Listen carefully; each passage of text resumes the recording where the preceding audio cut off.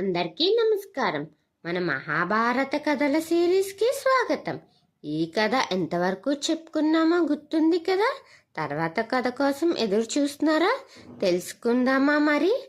దుష్యంతుడు భరతుణ్ణి సింహాలు పులులతో ఆడుకోవడం చూసి చాలా ఆశ్చర్యానికి గురవుతాడు. అతని ధైర్యం శక్తిని చూసి అతనికి నోటంట మాట రాదు. దుష్యంతుడు భరతుణ్ణి చూసి ఒక్కసారిగా ఆశ్చర్యపోతాడు.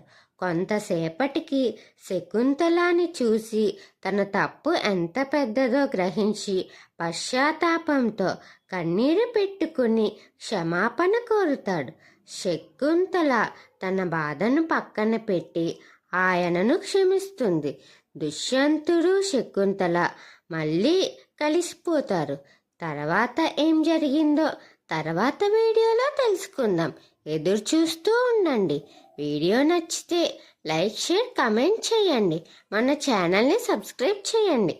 ఓం శ్రీ మాత్రే నమః.